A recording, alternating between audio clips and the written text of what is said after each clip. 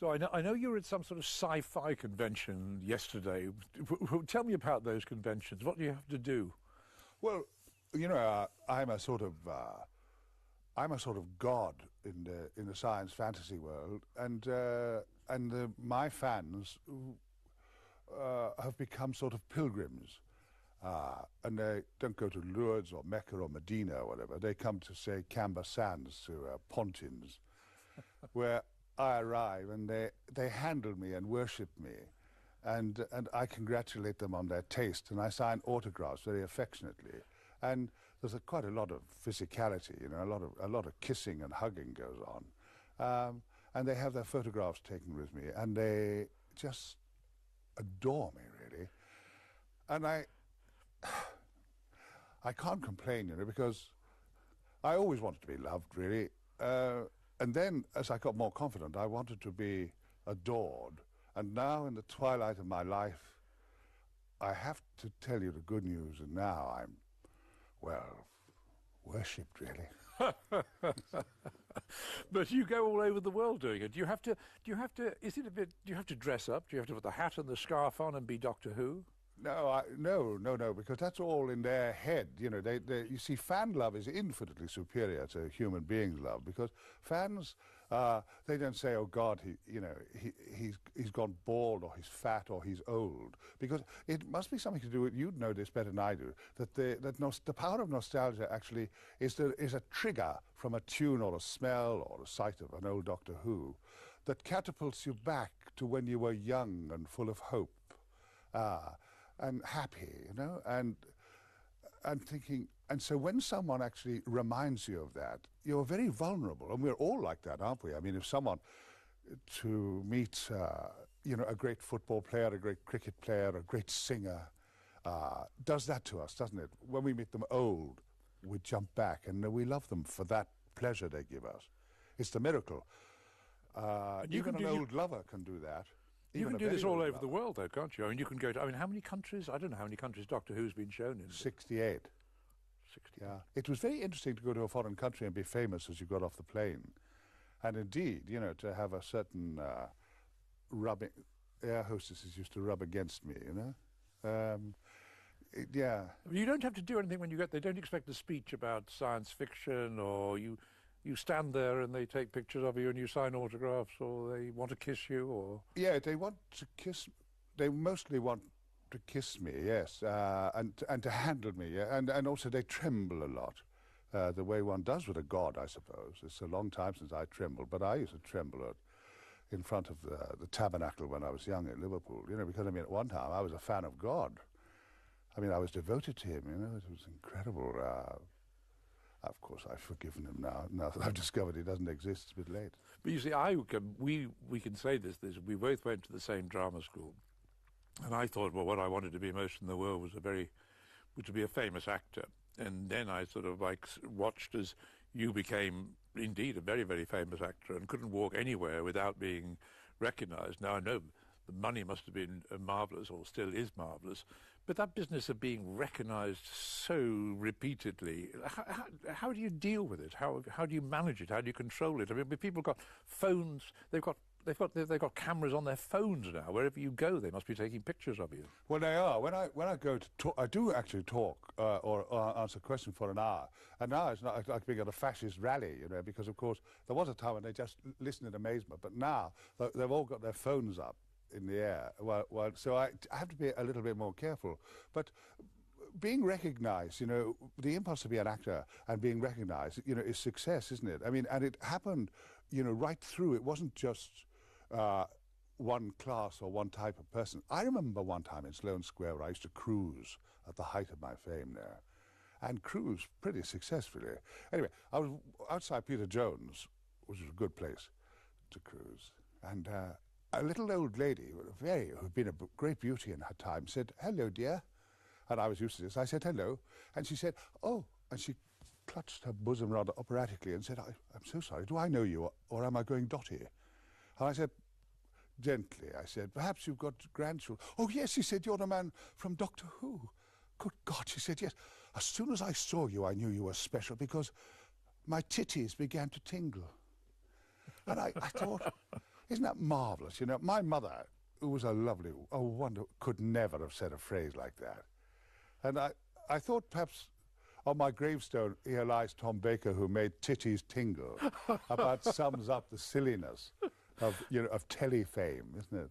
But because I say we're allowed just to talk a bit about the time we were together at this drama school, and then when I was there with you, I thought although we wanted to be famous, I've no doubt we wanted to be famous, but we did really rather despise actors, didn't we? I mean, you've lived your life among actors. Did you come to love them? Oh, no, no. I mean, of course, no, I think actors absolutely hate each other. But then I think that vets hate each other, you know, and chiropodists hate each other. And scientists and professors hate each other. Of course, you can't actually name your hatred because you never know when you might be in a play with him. But I think I would quite like, before I die, if I have the chance, I wouldn't mind making a tape. And it would be a long list of all the people I've worked with and taken orders from, you know, whom really for years, and I despise myself for it, I've thought of as tossers, you know. But you have to do it. You know, one of why actors are, with any spirit, often anxious is that from the very beginning you're kicked around, you know, unless you're a very, very big, powerful actor. But most of us are told what to do, what the play means, by people we despise, you know, called directors, and they say, this is a play about eyes. And you say, oh, really? You know, they're talking about the White Devil or something like that, you know. And I said, well, there's a great line in the White Devil. I said, when the man says to the Duke of Florence, he says, about a doctor, Giulio, who was a murderer, he once bottled a fart that poisoned the whole of Dublin. So would you say, I said to Roland Joffe, it was, who became a famous film director, I think, I said, would you say that was more about noses than eyes? That was Tom. He said, don't be smart, you know. Next. So all the time you have to suppress, you have to work with people you don't like and sometimes despise. But that must apply to everything, mustn't it? But you see, most people would talk to you, and I'm sure many people start by talking to you entirely about Doctor Who, but you've done an awful lot of acting. I've seen you in many parts. I thought that your performance in Educating Rita was quite wonderful, quite marvellous, so much better than Michael Caine. And I enjoyed that, and I also saw your Wild, and of course there's the film with the Rasputin and all those. Do you feel a little bit that because you've been on the telly and done Doctor Who that nobody remembers any of those other parts that you played and don't characterise you as an actor but think of you more as a performer on the television? Well, I don't think that at all. I think that I was grateful to become Doctor Who and realise, you know, that in fact it wasn't an acting part, the way those heroes are not acting parts because they're predictable. That's the wonderful and difficult thing about playing a hero. Within predictability, how can you be surprising and amusing, you know? And when I got to Doctor Who, and then no one was telling me what to do anymore, you know, because the audience figures spoke for themselves. And so then people were consulting me about things, you know, and I went on Woman's Hour, and people were asking my opinion, as if I had any opinions worth listening to, you know, and I found that quite funny and enjoyed that, really. No, I was very happy to have become Doctor Who, and I finished 30-odd years ago, and yet yesterday I was blessing the fans who've grown old and bald and stooped with me, and who go on loving me, you know. That's quite something, really. But don't you ever want to say, didn't you ever see me in Educating Rita? I mean, when people, you know, when your obituary is produced, wouldn't you like to be credited as a good actor elsewhere rather than simply in Doctor Who? No, I don't think so, because I don't really rate my acting, but my Doctor Who was entirely Tom. It was just Tom. I wasn't acting, and it just fell into my lap, you know, and they said, how are you going to do it? And I said, I don't know. And I started saying the lines, and the children loved it, you know. And I thought, hey, so who wants to act? I can be Tom. They're loving Tom, you know. And I like that. We should remember the moment when you got the job, because just go back to the actual. What were you doing immediately before you went for an audition? How on earth did you get an audition for such a big? I wrote to someone who I'd once worked for, and he had been at a casting session for Doctor Who because the other man had resigned. And they said, Bill, have you got any views? He was becoming the head of the department. He didn't have any views. And that night, he got a letter. The the last letter he picked up was from me. And there was a little film called The Golden Voyage of Sinbad on, right next door to the BBC in Shepherd's Bush Green. When he went to the next one the next day, he said, "What about Tom Baker?" And they said, "We've never heard of him." He said, "Well, he's on in a movie next door." And they all piled off to the movie, right next door, 50 yards away. And they said, "Yeah, that's the man." It was amazing, eh? Absolutely amazing. And suddenly, I was struggling and short of money and living on somebody's floor who was very kind to me. And then suddenly, in a split second, I was a sex symbol. You know, people to be found desirable, to be desired, Laurie. Well, you know, we know, we've had our moments. But to be desired is a fantastic sensation, I think. But when did the idea that you would end up at drama college was a bit strange? In the first place, it was almost what was it that made you decide that you wanted to be an actor? Because looking at your background, what you were doing in Liverpool, that time in the Merchant Navy, the time in the monastery, there was nothing there which suggested that you might want to become an actor. No, but when I was in the army, there wasn't all that much action. I was in the medical corps, so my superior officers were all quite young doctors, and we did a lot to entertain each other, you know. And so I got drawn into these entertainments, and especially wearing women's clothes, which I quite liked, which is probably what I liked about being a Roman Catholic. I just wanted to get dressed up in women's clothes that rustled, you know. Anyway, I did a very good impersonation of the matron. In fact, it was so, people were terrified it was so exact. And somebody said to me, the way people do, you know, "Hey, Tom," said this kind doctor, "you know, you should go to the RADA and become an actor." Because they were all laughing at my performance, you know, and that's how it started, really. I mean, I can't say I was playing with little Pollock model theatres, you know, putting on plays with the children in the alleyway. It wasn't like that at all. But it was quite a class translation as well, wasn't it? Because you, coming from working class Liverpool, I mean, did somebody say this is how you do an audition, or I mean, how did you got into the Rose Bruford? You must have done an audition. Yeah, I did an audition, and but I mean, they, you know, people like us who'd been in the army and I'd been in the Navy, and I told them I think that I'd been in the Foreign Legion. That was a lie, but they swallowed it. What did they know? And I told them I'd been on suicide missions and things like that, and they said, "Really?" And their dentures clicked, and I thought, you know, I can manipulate this lot. And it was quite nice. You know, we've spent our lives manipulating people, but it was quite nice manipulating people who are quite powerful, you know. I mean, actually, I suppose, really, the joy of seduction is the manipulation, isn't it, really? And they didn't know what we were talking about, did they? They hadn't read any plays. You know, you'd been in plays by Max Frisch's on Amateur, while Rose Bruford, they were doing I Killed the Count, you know, or Black Coffee. They were hopeless. Did you learn anything at that college? No, I picked up, you know, I learned that if I was nice to girls and did my best at the ballet dancing, that they liked me a lot, you know. And of course, naturally, one takes advantage of people who like one, I think. You do say in your very, very funny autobiography, you talk about, I think, something about the time in the monastery, in a way, inclining you towards acting as well. Was there something about you that you went there? But you went there, I think you say in your book, to lose your sense of self, really, yeah. to prostrate yourself before God, in a way. Although I've read about your time there, I'm still never quite certain why you went there and how long you were there and what a strange life it was for you to live there. Well, you see, at the Liverpool of that time, you know, the only way out for an ordinary working class boy was through school, with a grammar school and then perhaps university or something like that. I was very impressionable and not very good. There was a lot of missing of school, so I didn't get into the grammar school or anything like that because of the war.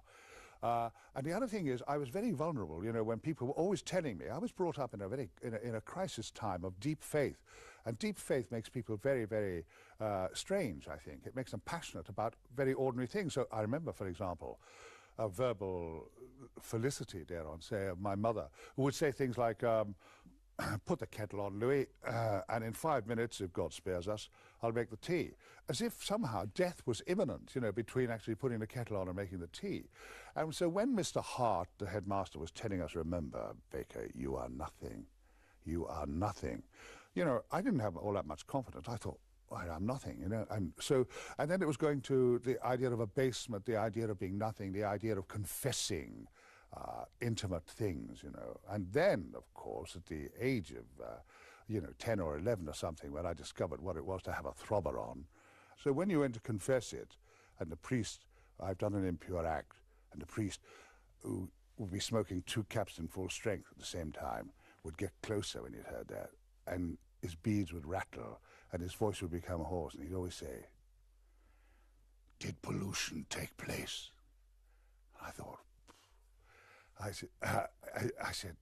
was a bit baffled by that. Did pollution take, marvelous word. He said, "Did you take pleasure?" I said, yes, I did. And then I couldn't stop, you know. It's, of course, a terrible crisis. Because, you know, we were frightened of being run over, mortal sin. And the idea of these ejaculations, which used to be, a prayer, an ejaculation to God, as opposed to an ejaculation of one's seed. The thing is, you know, that there are millions and millions. You should have asked Richard Dawkins about this, about how many spermatozoa there are. But it wasn't just a mortal sin. I mean, when you spilt your seed, it was genocide. So you were killing babies. We were killing babies in their millions.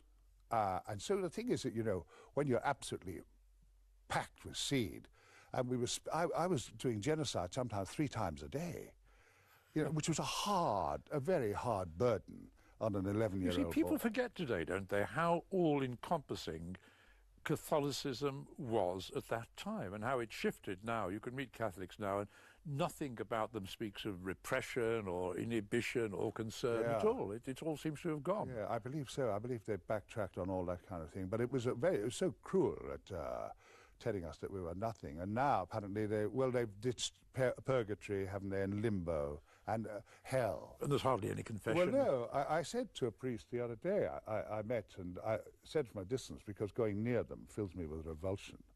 I said to him, "Do you actually believe in the resurrection of the body?"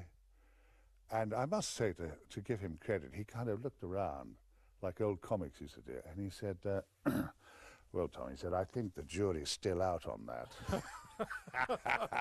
You bet it's still out. Yeah. And what about, I was going to ask you about, so we talked about that monastery, which was the idea of getting rid of the self. How long were you there? Well, nearly 6 years. Nearly 6 years. That's a long By that time, of course, I had made the leap from a genocide, you know, to chastity, and embraced the suffering that brings. And really embraced the whole idea. You know, it was an alternative. It was an alternative existence, wasn't it? You see, there in the monastery, you didn't need to be clever. All you needed is to actually be abject, to have no views at all. And that wonderful trick, you know, they say, listen, when your superiors give you an order, it is God speaking. So no matter how stupid it is, how patently stupid it is, God is testing you. Now, that's a marvelous alibi, isn't it, for treating people badly, you know. We weren't, of course, allowed, when I was in my novitiate, we weren't even allowed to look at each other. And so, when we were in the chapel, the only sight you had of anyone was the curves in the back of their neck. I remember a very pretty boy in front of me called Olivier Jean. And I used to have this terrific desire, you know, to stroke the back of his neck. I didn't know what the front of his head looked like because we weren't allowed to look at him, you know. And we were all ejaculating in the religious sense all day long. People were crying out, blurting out things like, "God be praised," you know, or "Think of St. Stanislaus." That was a good one, yes. And so sometimes I'd say, you know, think of St. Wilberforce or something like that. They didn't seem to notice that either. But when you think now, can you imagine the sort of self that you had that believed all that? Because also when you look back, you were talking about your mother. I mean, she believed it absolutely, didn't she? Right the way through to the end of her life. It informed her existence. Yes. My wonderful mother said an extraordinary thing that I can recall quite clearly that I overheard as a child talking to her sister. She said, "You know, Louis, thank God we're poor." And Louis said, "How do you mean, Jane?" She said, "Well, Father Sharkey's been in, and he was saying, 'Blessed are the poor, for they shall see God,' Mrs. Baker." And that consoled my mother, you know. It's absolutely wonderful. It's the great paradoxes of Christianity, you know, that's all I know about, the marvellous paradoxes. Blessed are the meek, for they shall inherit the earth. And as Mark Twain said, yeah, and it'll be interesting to see how long they hold on to it. Uh, it's all so. It's a way of making poor, ignorant people cope with their misery, isn't it? And then to be giving 2 shillings a week to the church amounted, in my view, when I look back on it, to protection money. A man in black used to knock at the door, and my mother would reach by the clock where there'd be a 2 shilling piece to pay off the priest, who knew how poor we were, you know. But this man could forgive our sins. So my whole, in the tumult of my imagination, death was very imminent all the time. I was nothing. I was abject. And that the end of the world was a desirable state, and heaven existed. And then, of course, was the absence of privacy, because if you're a Christian, there's no such thing as privacy, since God is everywhere.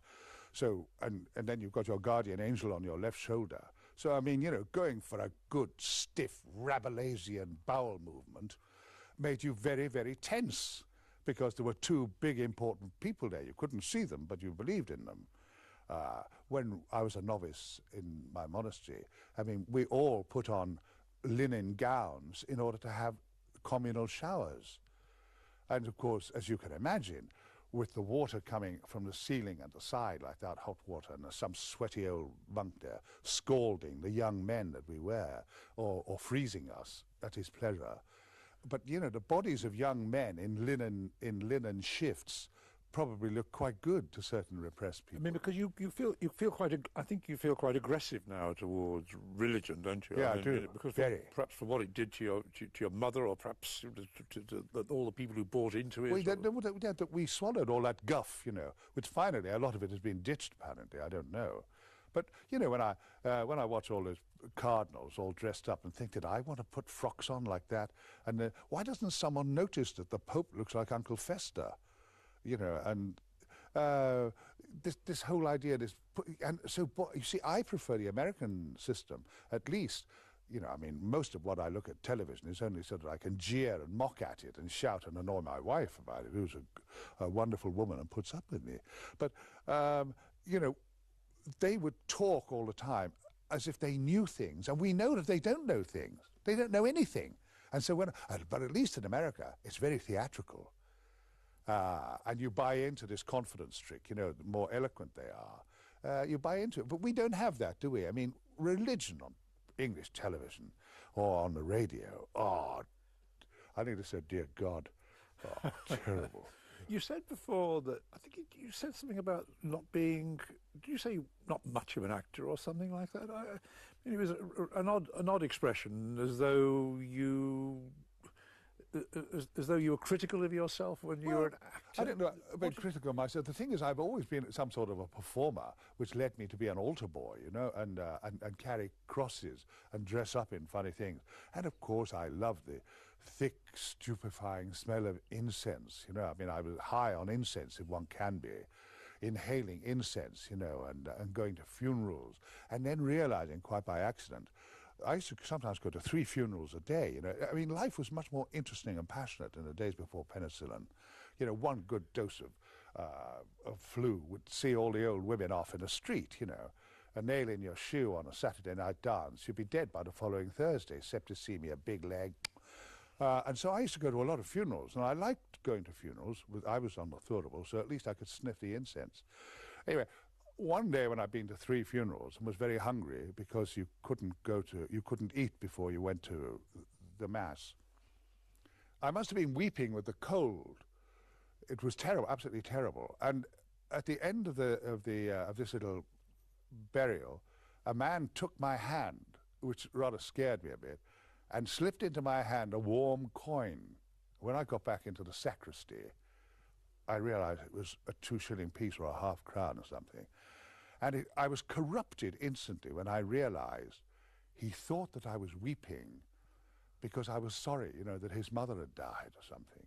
And he, being sentimental, gave me the money. And when I realized that, and the other tossers, these other boys, you know, probably went to grammar school for all I know, they were doing it absolutely straight while I was sobbing like a good one, you know, and they were getting threepenny bits while I was getting half crowns. So it was a kind of power, you know, just a performer, really. But sometimes, is it, because you are, I mean, you're a very literate person, you know, you read a lot, you love American novelists, whether it's Bellow or Roth or Updike, and you constant. I mean, is there a sense in which you perhaps I mean, you could have been a writer. I mean, I've said your autobiography is brilliantly written. It's such a readable piece. But you've not thought about writing. I mean, presumably on Doctor Who, you were often writing your own lines. It sounded as though you were writing your own lines. Yeah. Yes, I would. I mean, I did write a book about an evil boy called A Boy Who Kicked Pigs. Yes. Which sells very well in Golders Green. But and that was really a villainous boy, and it's several people have tried to turn it into a script.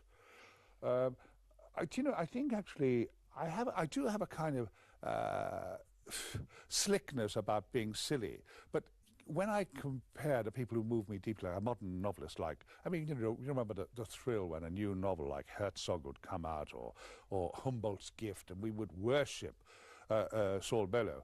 But I think, and John Updike, a great man.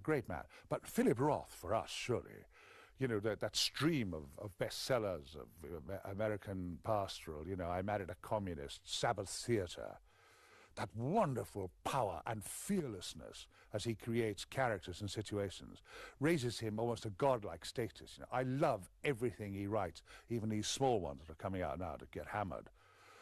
I'm not as brave as that, to... Finally, you see, like a waiter that I am, really, I'm a professional pleaser. I don't really like offending people because it's pitiful, really. I want to be loved, and I suppose why I go 30 years onwards, going through the Doctor Who routine, is that worship and that love is available, and I take it, to be... But you like that. You like power and force and energy of, we were talking about people like Roth, but I think you've mentioned in the past people like Christopher Hitchens, those sort of people who are rumbustious and almost enter the fray. Yeah. I mean, I adore Hitchens' aggression, his barefaced, brutal aggression about, being, a crusading atheist. I love it the way he doesn't seem to care, does he? That quality of not caring, when it's coupled with such eloquence, really thrills me. That quality, I used to kick around in Soho in the days of my salad days of all that money and all that thing, kicking around, to be seen with Francis Bacon, who didn't care about anything. Of course, life had no meaning at all.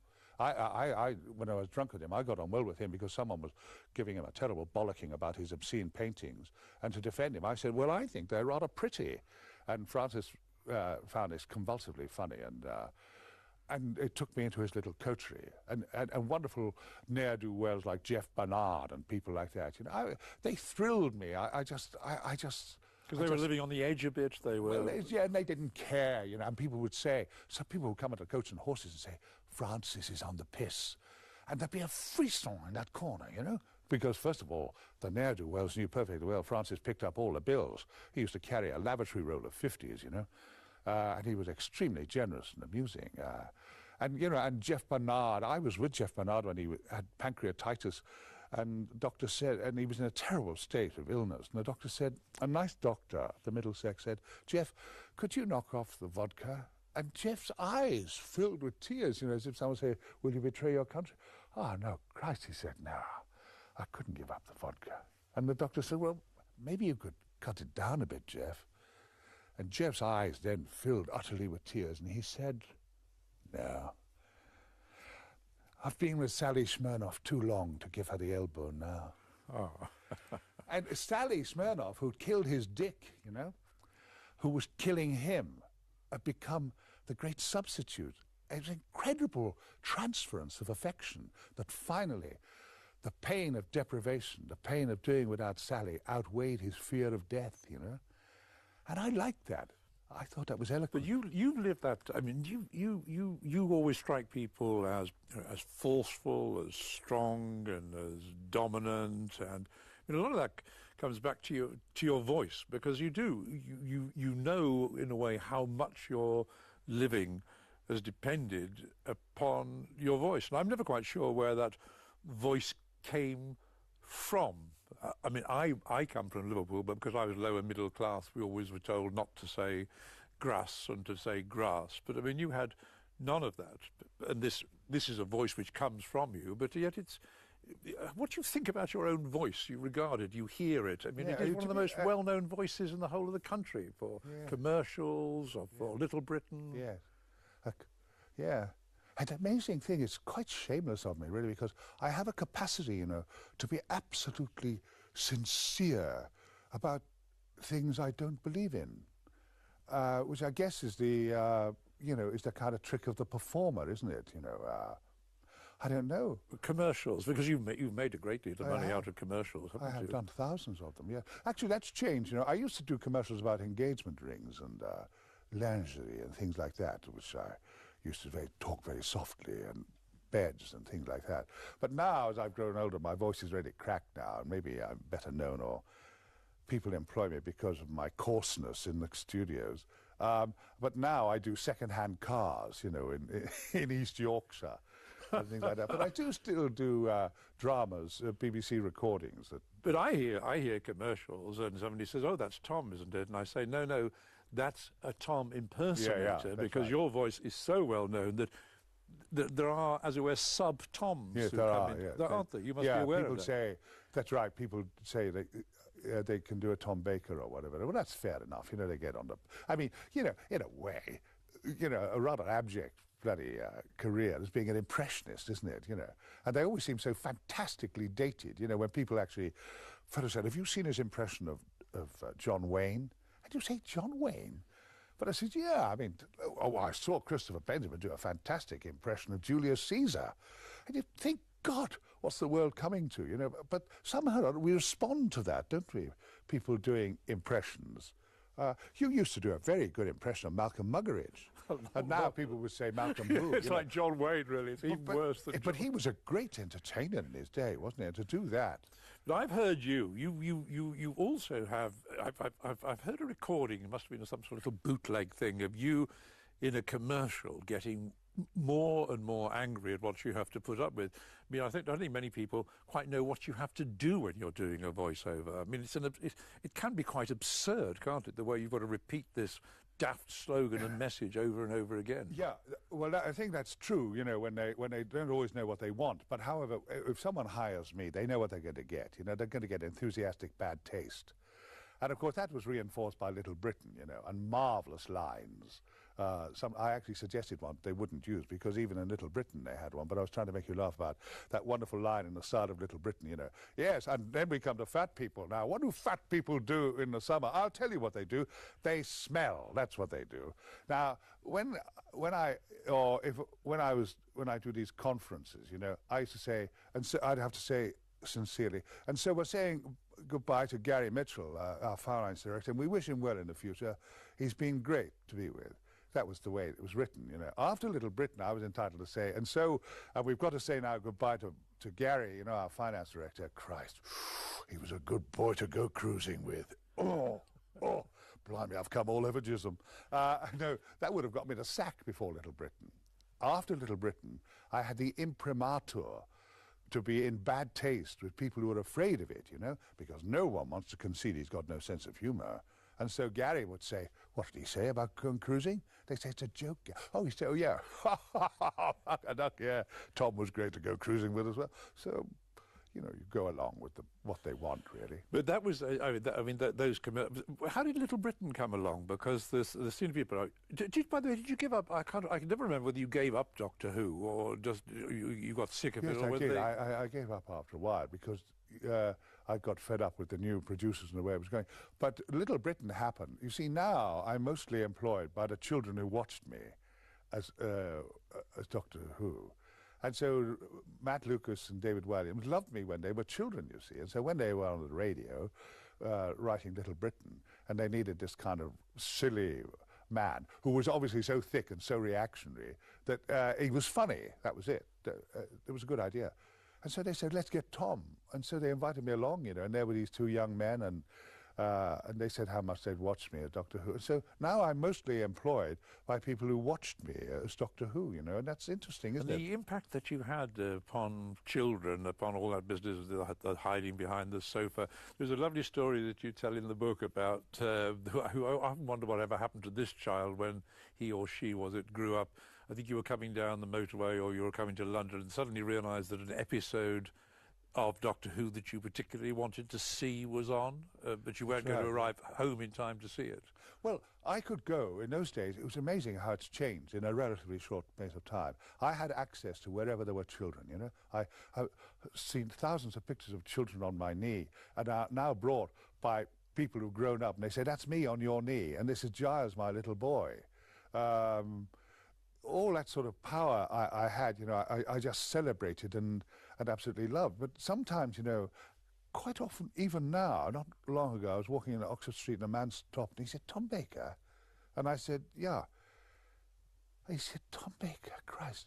And I'm used to this. I saw he was rather touched. He said, you know, and as he looked at me, I could see him being catapulted back somewhere. And he said, do you know, he said, when I was a kid, I was in a home, you know, in North Wales, and it wasn't very good. They didn't like us, you know, nobody wanted us. And you made Saturday night good for us, you know? And I said, I could see his face. And I went to speak, and he said, and squeezed my arm, and he was gone, you know?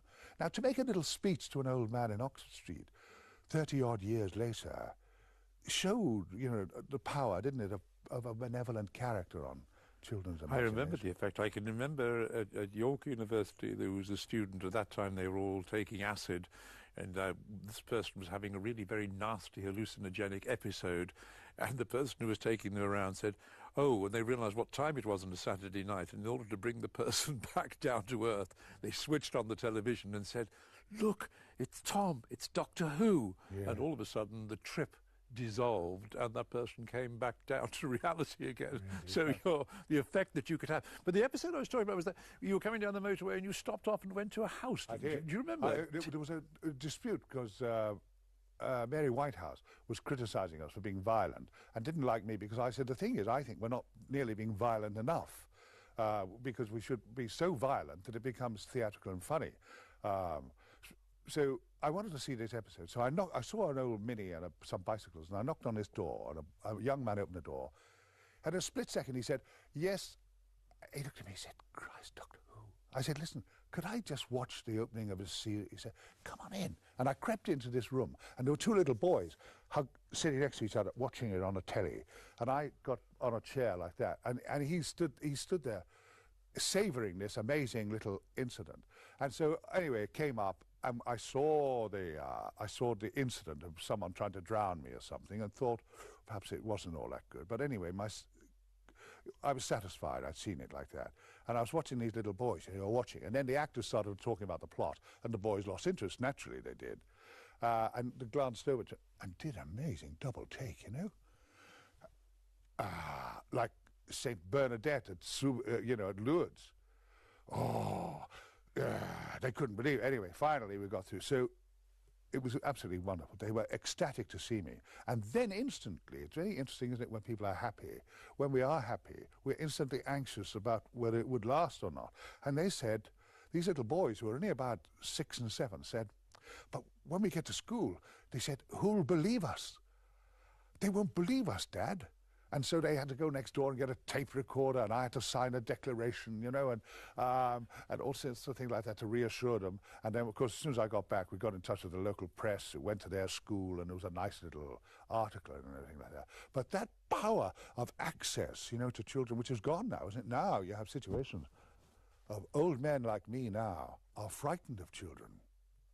If you came out of a newsagent and there was a snotty little bugger falling off his bike, you or I wouldn't dare pick up such a child and console him, let alone say to two children outside of the shop, would you like an ice cream?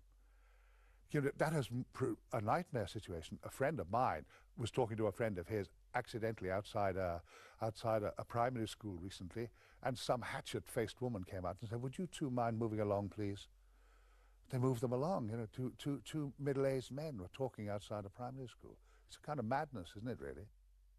Talking about age, what do you? I mean, you're still working. You're rushing around. Only yesterday you were at some sci-fi conference. Yeah.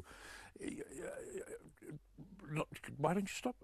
Could you stop working? Do you keep working because you're bored? But otherwise? No, I'm not. You see, because I don't really talk. I don't really call this, might be described as a job. It's not a job to me. It's actually being me. I have the opportunity to be me all the time and get a few laughs and keep the fear of death at bay. And that's what happens when I go up to studios, because everybody knows me. I get there early, and they get there early, and we have a laugh and everything. And often, quite often, I do answer phone messages for them. And then I do. Oh yes, because you made some money. There was some money in there, wasn't there? Because you did. Because I can remember. BT. That's right. Yes, Yeah. and people would ring up and they would be able to. Well, people could leave a message, and it was translated into my voice. That was very, very impressive technically. That, and so naturally there were a lot of dirty phone calls going around. Because I used to, a very common one was people would say to me, George and Edith, could you do our? So I'd say, good evening. This is Tom Baker here. I'm taking the calls for George and Edith. So, if you've got an interesting message to say, so let us know. Speak after the tone, and if it's not interesting, just fuck off. So they used to think that was terribly funny. It's a very old joke, isn't it? But it would work. The idea they recognised my voice, and it gave George and Edith, a few days of celebrity, and they got a lot more phone calls. They got the phone calls to be told to fuck off by Tom Baker, and I was just obliging them, really. You mentioned you used the word death, and. Do we have any attitudes to death? I mean, you were talking about Sabbath Theatre, which is a really great rage against dying, against the possibility of dying. Yes. Do you think about it? Do you monitor every aspect of your physical health and think, right, this is it, or? Yes, I do worry. My health is generally good. I'm rather arthritic, as you'd expect for someone nearly 77. But I do think about death a lot, and I really disapprove of it, quite honestly. I mean, I look on it with a certain trepidation. I think, but it's the process, isn't it? It's the dying, not the death. We all die. But I think also, with my working class background, what horrifies me about dying is our vile system where old people now die, suppurating in their own excrement, or die of hunger, or die of neglect and things. Those kind of humiliations. They used to say in Liverpool, sometimes they say, we're poor, but we're clean. Alan Owen put that line in one of the Beatles films, and George Harrison kept saying, this is my granddad. He's very old, but he's very clean. He's very clean.